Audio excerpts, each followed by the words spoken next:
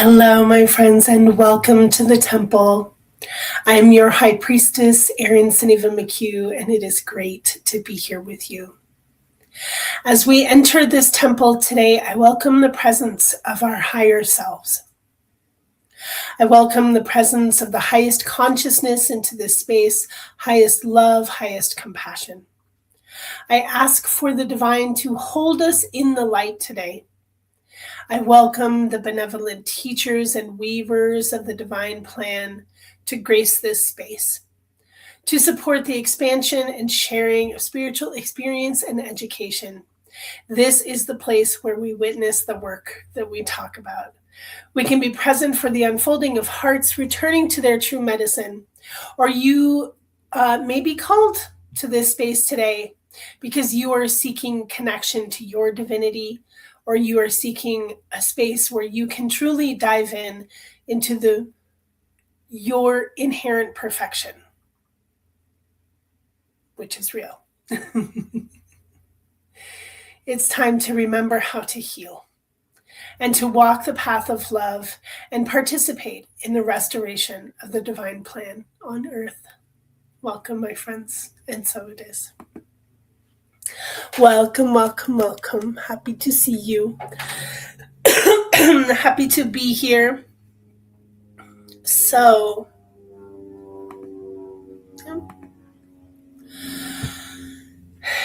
many things that I actually want to talk about, and I put on the title here, working with unicorns and dragons, because it is definitely up right now. They're very active and very participatory, very present, if you are open to them. And there are, hi Jessica, and there are a few things that I want to talk about. I've been out for 2 weeks, and so it's so glad to be back and to be present with you all. And the first thing that I want to say, and this is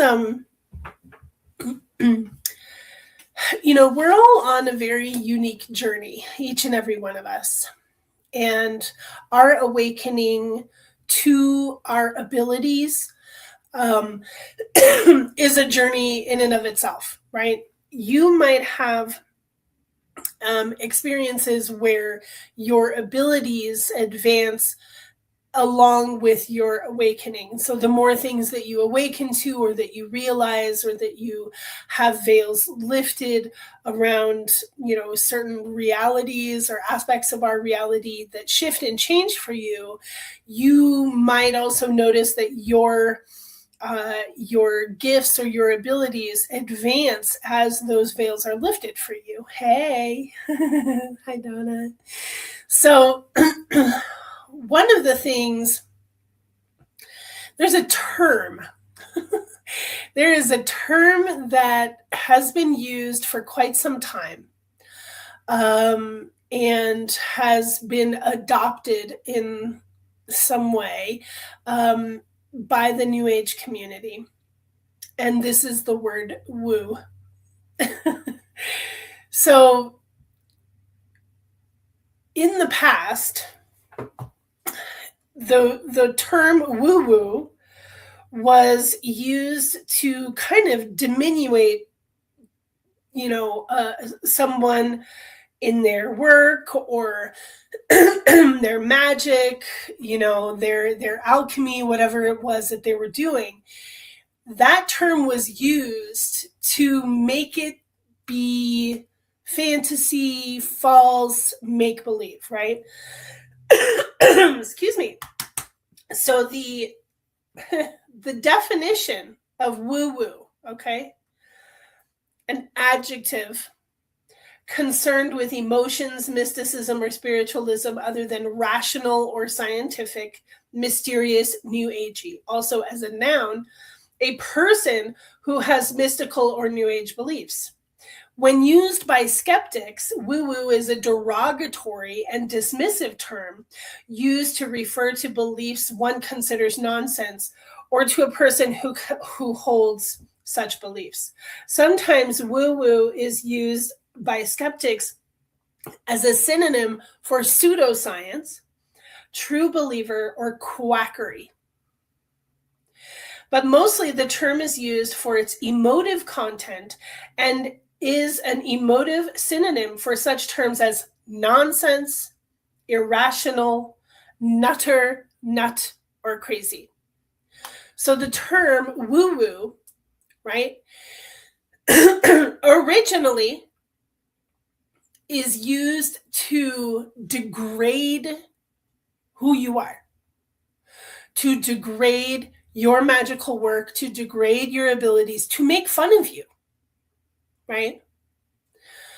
We're, spiritual beings, people who use divination as a tool or who, work with deities and polytheism and pagans. And we might fall under some sort of, strange umbrella of New Agers, but we're actually ancient. Okay. So let's leave the New Aginess out of this, because that is what is actually ruining it for us, right? So the New Age community is the community. Now, this is a generalization, okay? But New Age is spiritual tourism. It's people who are quick to put a label on themselves based on an aesthetic that they have adopted, right? That just because you have an affinity for crystals, that now you're a crystal witch, right? That's how New Age spirituality is pulling this this narrative of woo-woo into itself, so much that now people who are not grounded in a lineage or who are kind of opening up to their own abilities are using this term as a characterization of their abilities, right? So I will be on my feed and I will come upon spiritual women, let's put that in quotes, spiritual women who are referring to their spirituality as woo. Not woo-woo, but as woo. And what is so troubling about this is that they're actively degrading themselves by using that word, and they don't even realize it. So what I intuit is that now this word has shifted, and in the same way, I think that the word woke, from its origin to its present use, has completely been turned on its head, right? Woke comes from the Black community of having awareness within their own culture, right? Of what is real and what is not, what is dangerous and what is not, according to them, right? This, and then, and it was hijacked and picked up by the, mostly by the political left, I would say, who picked it up and now use it as their own term. And then the right use it as a negative term, right? So if you're woke, then that's a negative thing, right? So the word woke is not a negative thing in its origin within the Black community, right?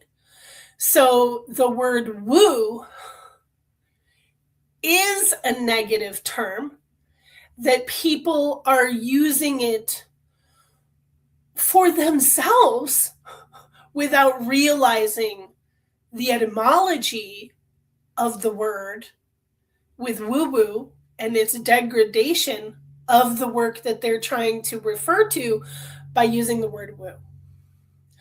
I'm not going to spend a lot of time on this. I just want to say that I really just want to bring this into your consciousness, into your awareness, that if you are using the word woo, it's kind of like using the word, and now here's the thing, using the word gypsy, right?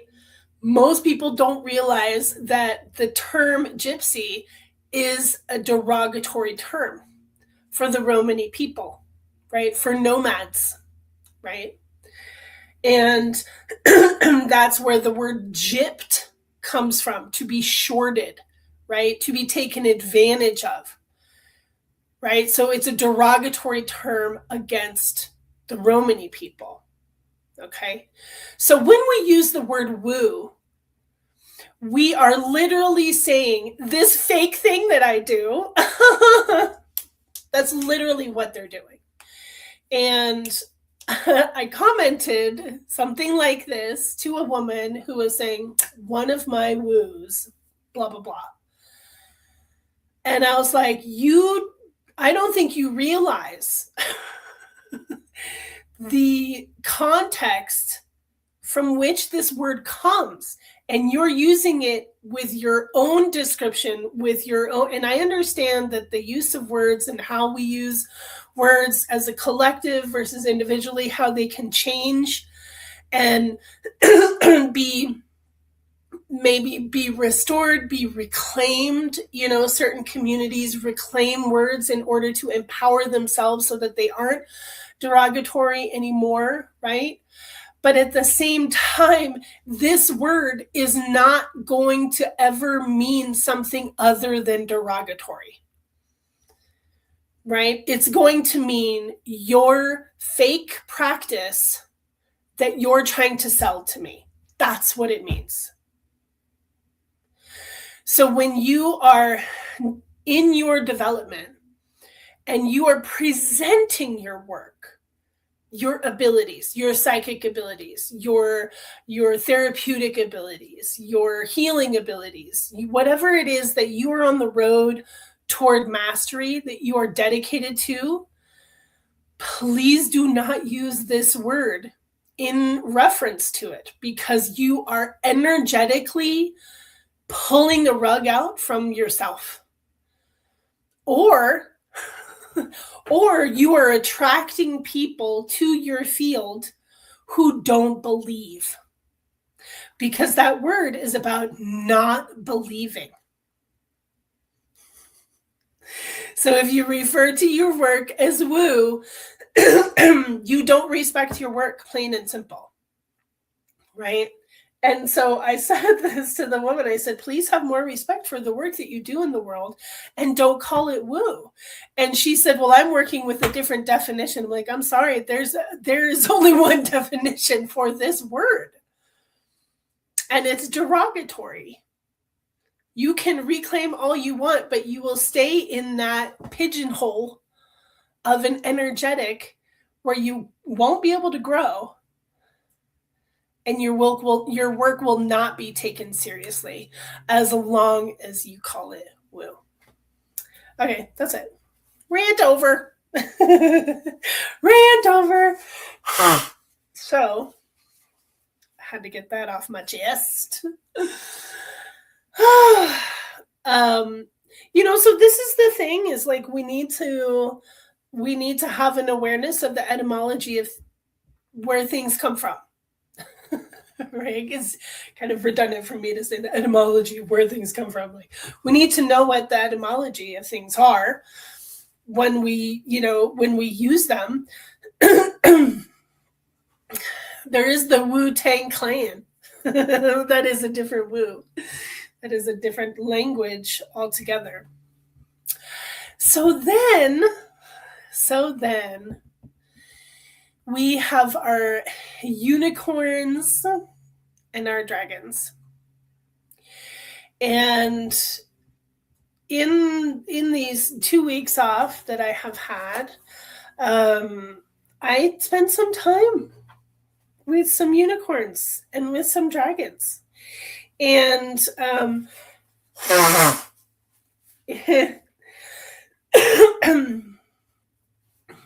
had some really beautiful experiences with my own dragon self, and deepening into remembrance on my healing journey, and deepening into what am I supposed to do with all this dragon stuff? What am I supposed to do? Before my dragon landed, I didn't care about dragons that much. I mean, I thought they were cool, right? I thought they were awesome. But I didn't have like a great affinity for them. I didn't feel drawn to them or obsessed with them, not in the slightest. So, so when they, truly entered my field, it was kind of surprising to me. Now, I'm not surprised that they keep coming and that there's more realization of the self within this awareness, the growth of their presence. What's really good to know is that there are more than just dragons that are coming forward from the multidimensional beastly realms. And I keep having this image of a being that could be a rhinoceros, except it's not as tall, like the body is not as big. But it's a kind of a unicorn. It doesn't look like a horse, but it has a horn off of its snout, like a rhino. And the top of it looks like a cushion. It looks like, like an ottoman or something with, sewed sections. It's so weird. I've seen this being for a couple of years now, and I don't know what it is. I've not seen it drawn anywhere. I'm going to have to draw it. But what is interesting is that I'm being shown these images, shown these beings that are probably erased from history because there were versions of the more perfect animal, like the unicorn or the dragon. So I'm still kind of on a quest to figure out what this animal is, but it feels like the wisdom energy of the turtle. Like it's kind of slow. It's like fat and slow, but fierce and just carrying a ton of information. So still curious about that. But what I have been doing, along with my humming for self-healing, is working with the unicorns. And so I want to just do a little guided meditation for everyone today. And if you're not driving, you're welcome to join if you feel called. So you can go ahead and close your eyes. Take some deep breaths into your belly. I'm glad to see you all here. Daniel, Chantal, Wayne, glad that you're here.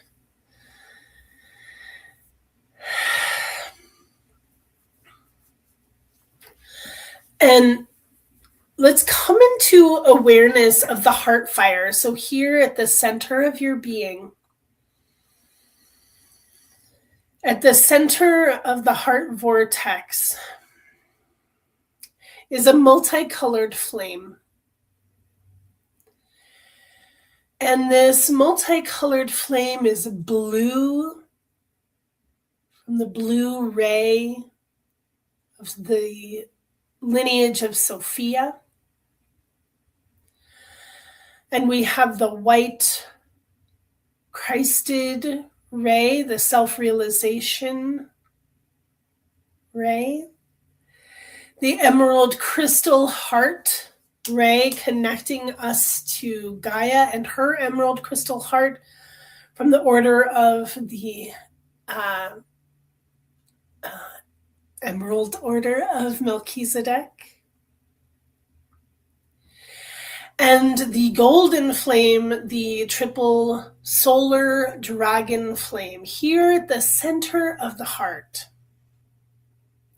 All together, changing colors, shifting, one big flame, one big bonfire, and you are next to it, standing next to it.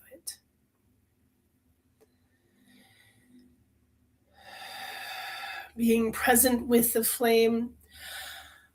And I call now Enheduanna and the unicorns to stand in the 4 cardinal directions and to face inward towards the heart fire.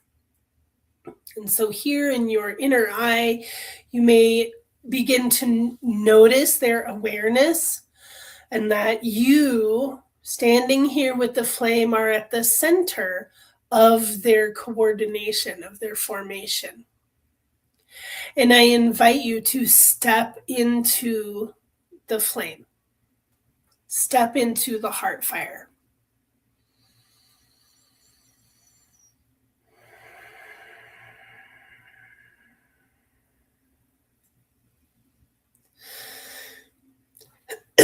And you can receive the eternal spark of life that is coming through at the base of this flame, that comes from Divine Mother Sophia. Your eternal energy, your spark of light cannot be put out.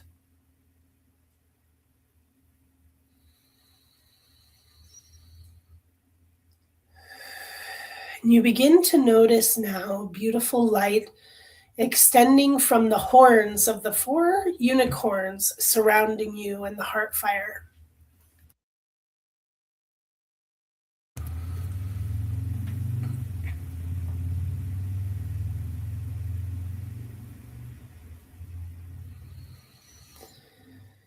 And trusting that these unicorns are sending to you the exact codes, the exact energy, the exact love that you need right now.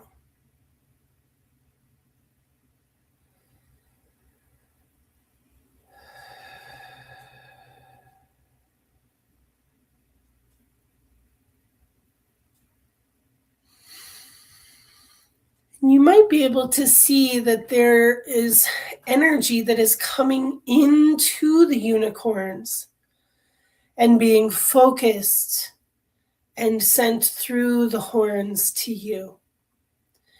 These are the divine benevolent forces of that quadrant, of that cardinal direction: east, south, west, north, air, fire, water, earth, all being transformed into vibrant resource for you here in the center of this formation.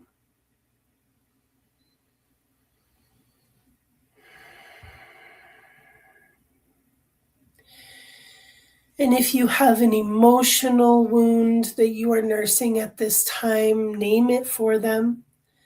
A physical wound you are nursing at this time, name it for them.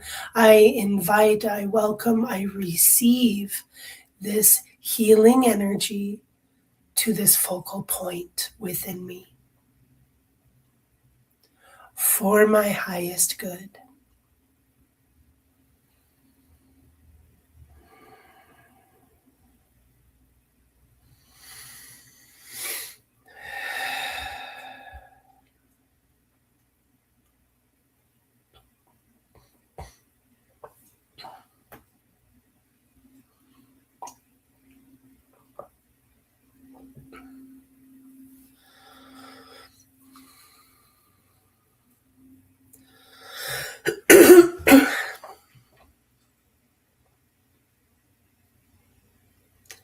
So taking some deep breaths and make a sound, an audible exhale to integrate this information, these frequencies that you have received. Inhale.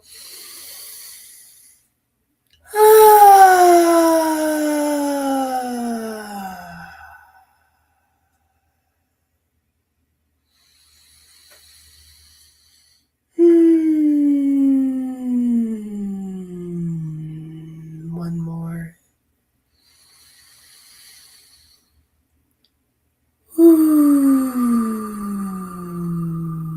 Good. Awesome. So you might feel a shift in your energy. I feel very much more grounded now. I'm curious if you feel called to share what you asked the unicorns for or what it felt like for you. Love to receive your experience now within all of Wayne's silliness. Thank you for your silly, Wayne.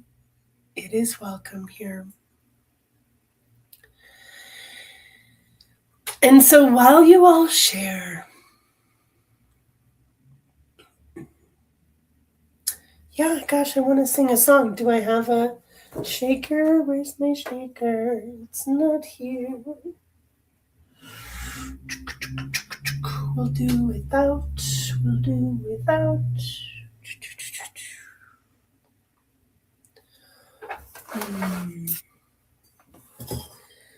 No need to apologize, my friend.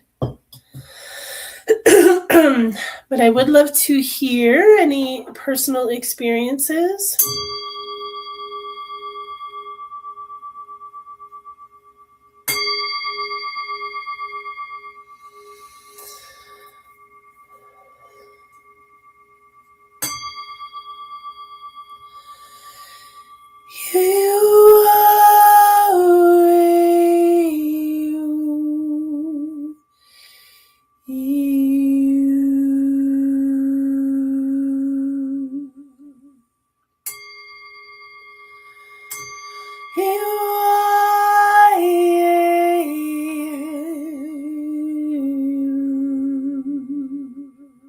Awesome.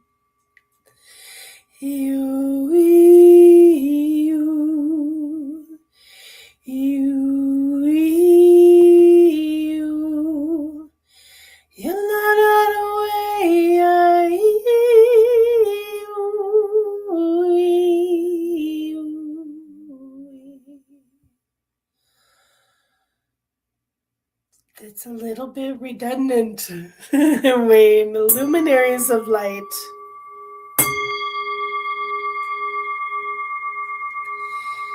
Luminaries means beings of light, which we are.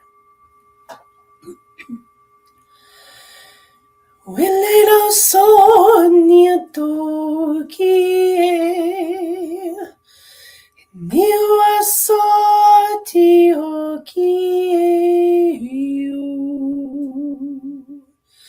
ewa he ewa hoe kiu kiu kiu kiu kiu kiu.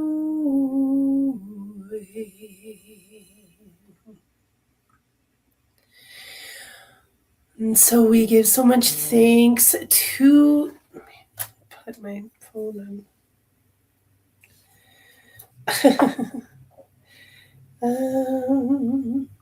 So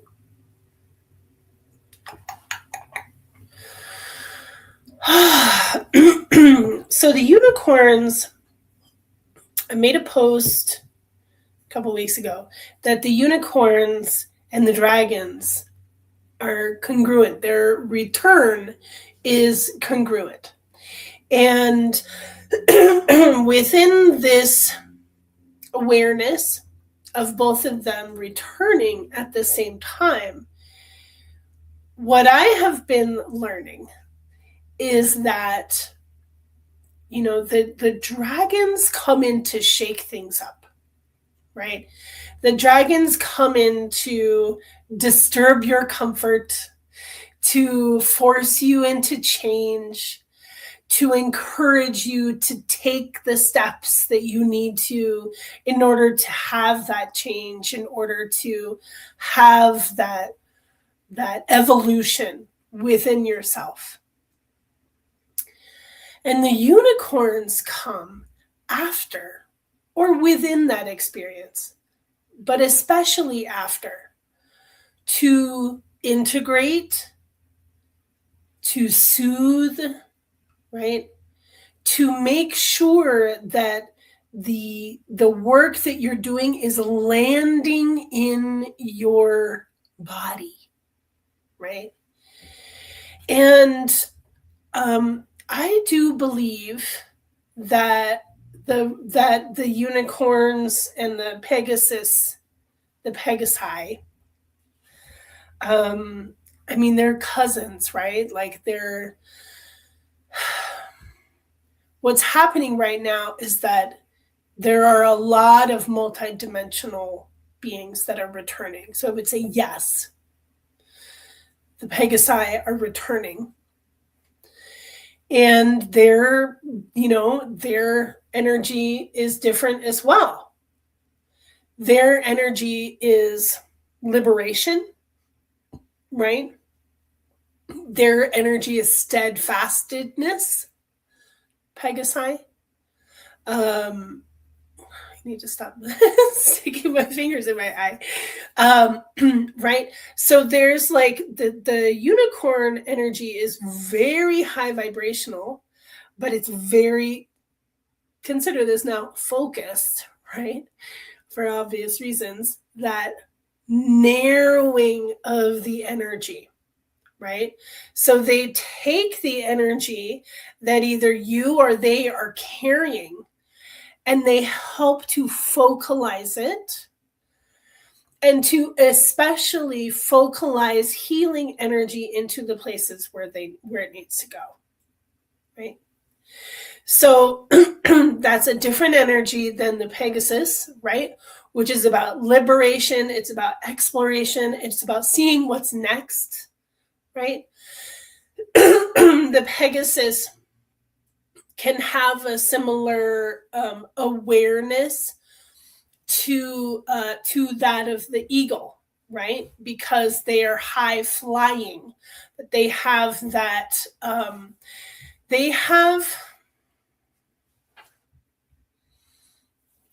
just want to make sure that I'm listening and not just putting information out there.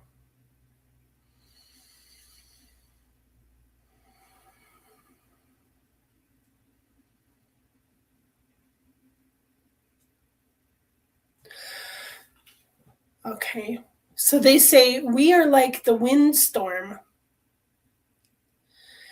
that can be disturbing at first. But as the wind comes in, we clear the air and we reveal what's hidden underneath. The gift of the Pegasi is the gift of the herd, right? The community of powerful change.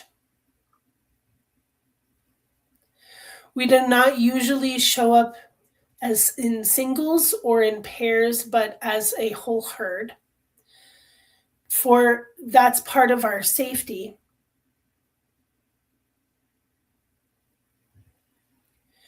But we are also here to remind you of your internal playful power that comes from exhilaration and joy. Oh, thank you. So that was from the Pegasi. Beautiful. Oh my gosh, I love this so much. It's really beautiful, Jessica. Let everyone read that.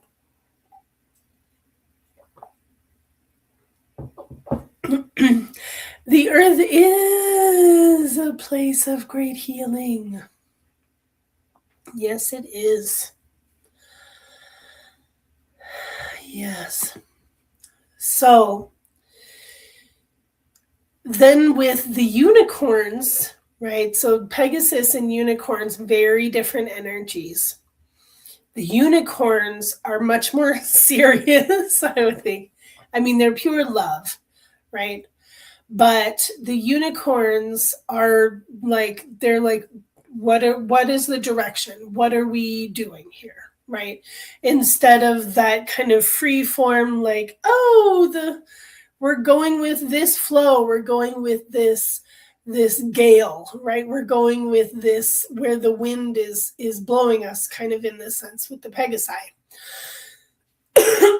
But with the unicorns, they are very much more about specificity when it comes to what are you healing,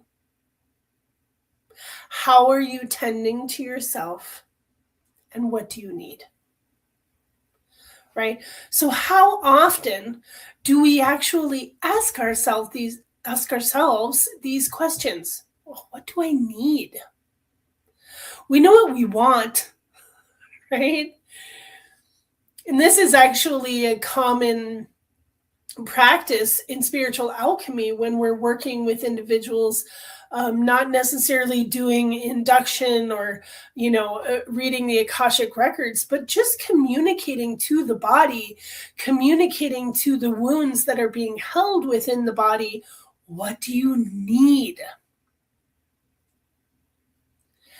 Let the body now imagine having that. Let the whole being now imagine having that. And what happens, right? So it's the same with the unicorns.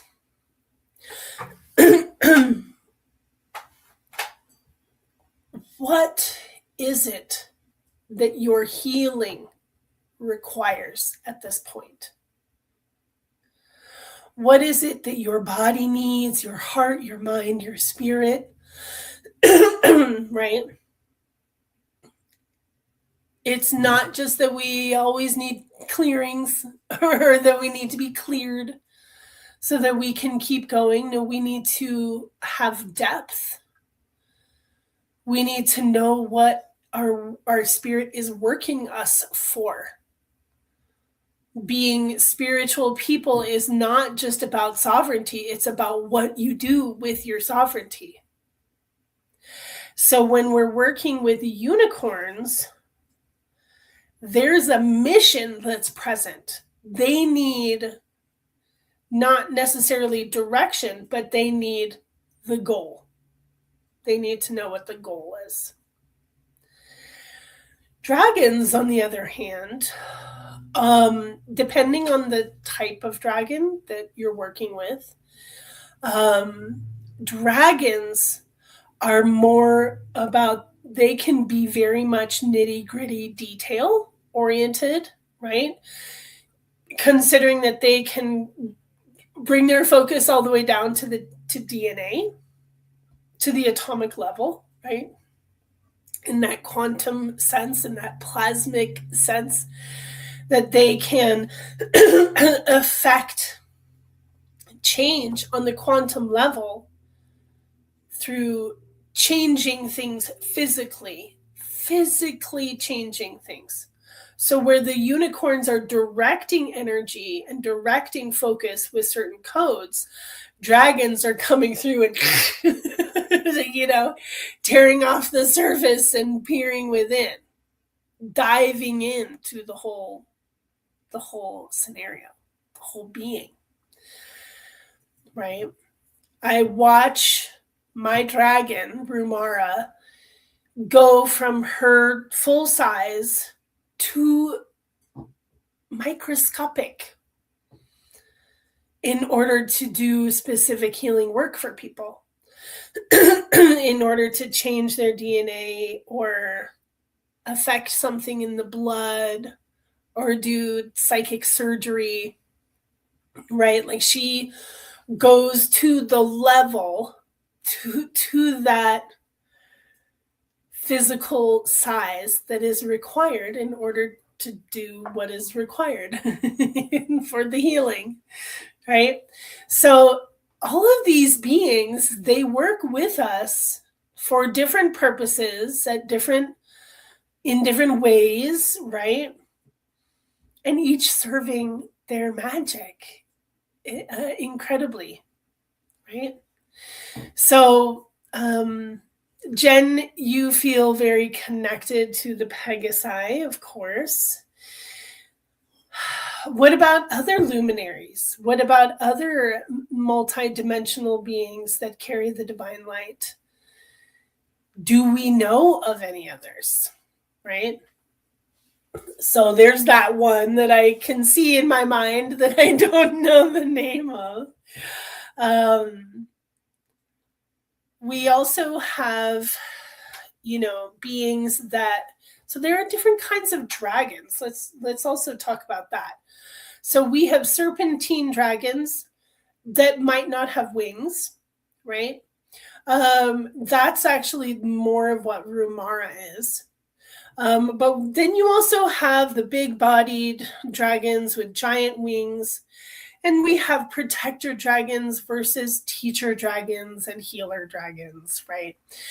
When you are calling upon dragons for yourself, and you don't already have an established relationship with any dragons, we want to start with the basis of I call my helper dragons to me of the highest good, right? From the highest light. So somewhere in there you need to put in the intention that these beings are coming in accordance to your highest good, right?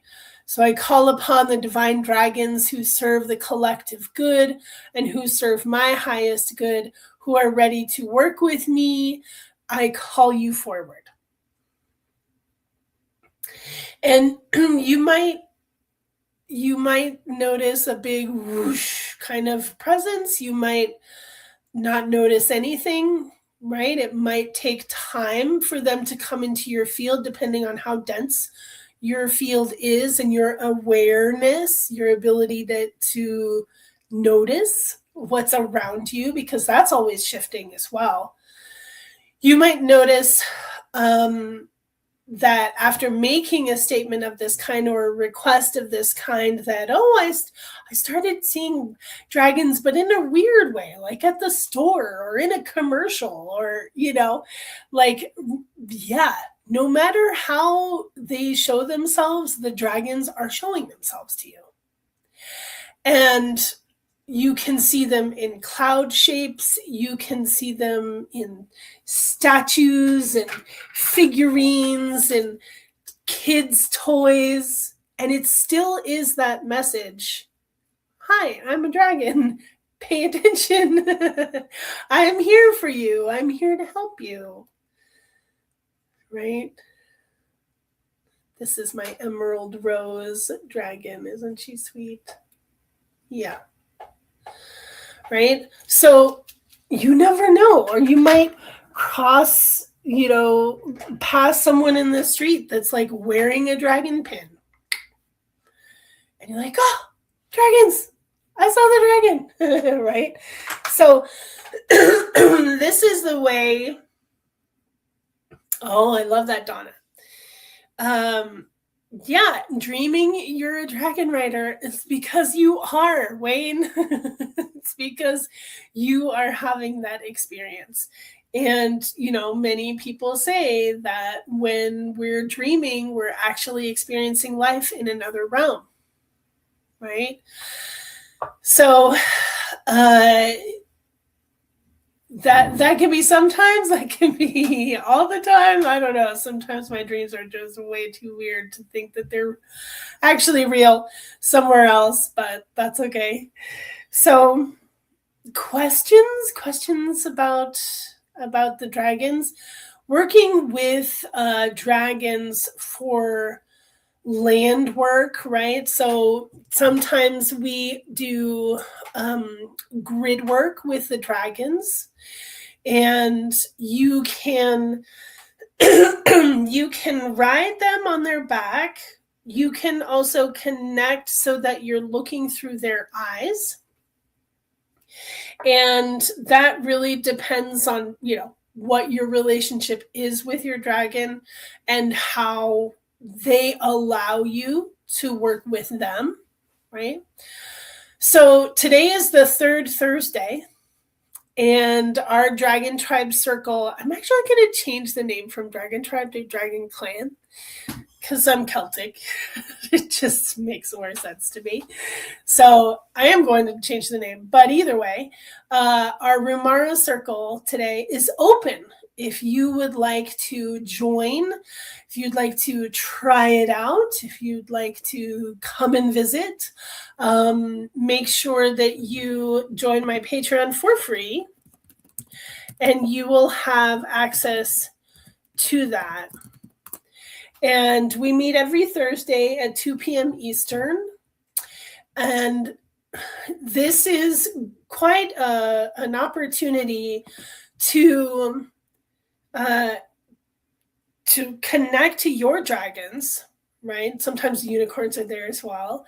But to connect to dragons, connect to your dragons, different kinds of dragons that you work with, and also to receive, to have a conversation with a dragon, right? So I go into mediumship with Rumara, and you can ask questions, you can request healing, right? So these are pretty amazing circles. We receive energetic calibration, alignment, and healing for the collective. She provides a little bit of a lecture. I never know what what she's going to talk on. So that is coming up in a little bit over an hour from now. And you're all welcome to join, but you need to get into my Patreon as a free member in order to have access to that link. Yes. So just a quick check-in with all of you, and I hope that you are all doing well, and that, we have solstice this weekend. What are you doing for solstice? What are you doing for solstice?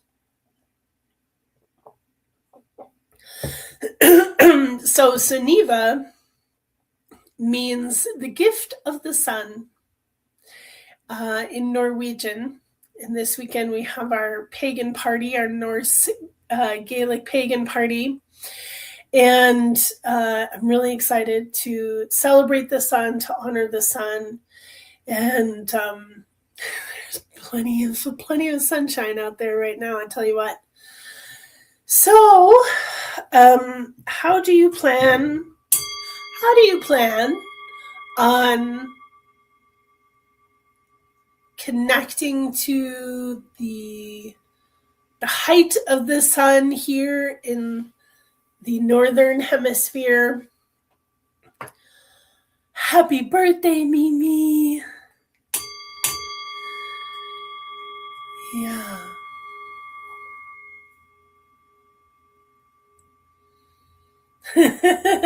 I'm like, what songs do I know about the sun? Oh, Mr. Sun, Sun, Mr. Golden Sun, please shine down on me. Oh, Mr. Sun, Sun, Mr. Golden Sun, shining for all to see. Am I a mother of small children? Yes, I am.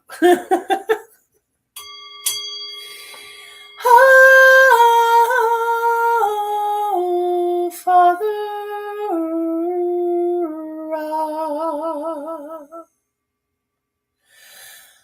oh,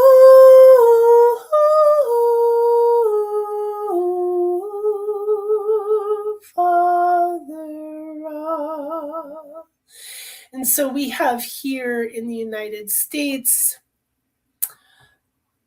solstice is on Father's Day. Oh, yay. You are my sunshine, of course. Solstice is Father's Day. And let us truly revere and love upon the divine masculine and give great adoration to that. And let us remember the god Ra, that shining form, that falcon being, that piercing eye, that giver of life. Thank you to the solar rays. Thank you to the food that you grow and how you keep us healthy. True sun, great sun, golden sun. And how we are your divine children here on Mother Earth, Mama Gaia. Thank you for shining down upon us. Thank you for guiding us and loving us so much. Ra. Thank you, Sun, and all of your divine rays and the ways that you keep us warm, keep us lit, keep us energized, and keep us evolving. We are with you, receiving the upgrades, the frequencies, the divine loving guidance that comes from the sun. Thank you.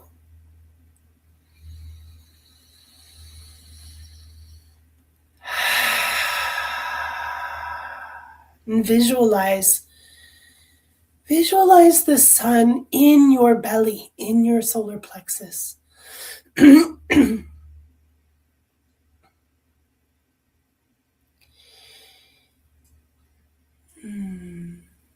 The Gayatri mantra is a prayer to the sun that I may be like a cucumber seed and aim for the sun with great effort and focus to love upon the sun the same way that the sun loves upon me.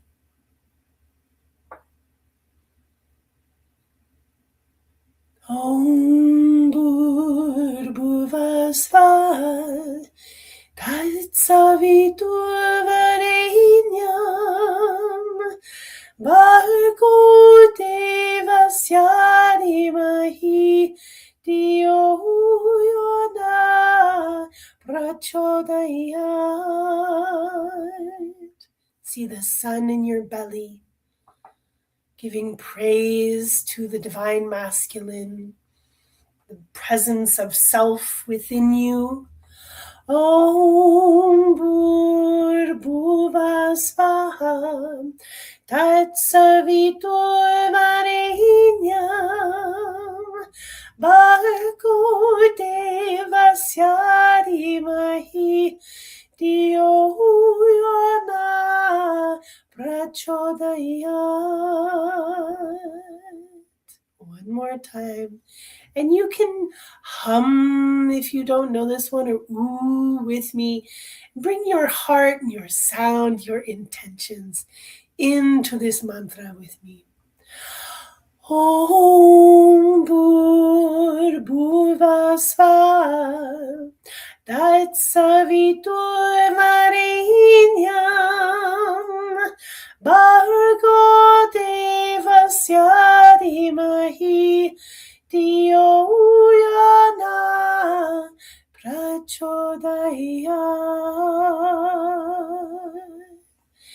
Many, many, many blessings to you.